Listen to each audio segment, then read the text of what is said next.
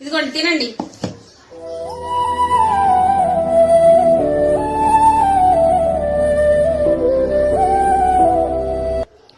ఏందమ్మా అన్నం చల్లగాను నీరు నీరుగా ఉంది.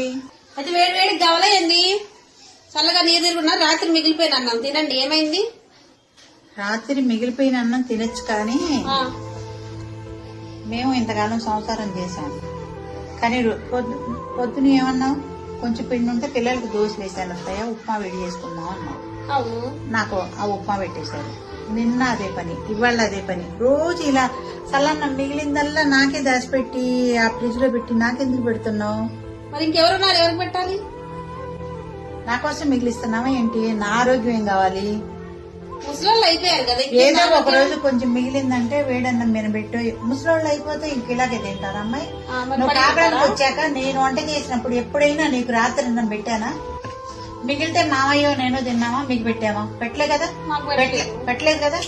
మరి మీరు మాత్రం మాకెందుకు పెడుతున్నారు? మేము మా పిల్లల్లాగా చూసినప్పుడు మీరు మీ అమ్మకైనా ఇలా పెట్టచ్చా? మీ వదిలి పెడితే ఏం చేస్తావు? ఇలాగా అరుస్తా. మరి ఇప్పుడు నేనేం చేయాలి? నేను కాస్త బుర్రా వాడుకోండమ్మా. అమ్మైనా అత్తైనా ఎవరైనా మిగిలితే చేసాక తినండి.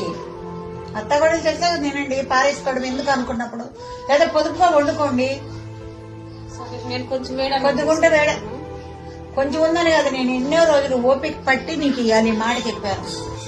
చెరుసగం పెట్టుకున్నాం. ఇది వేడన్నా కొంచెం వండుతాం. చెయ్యినట్లయితే వేరే తీసుకొస్తాం.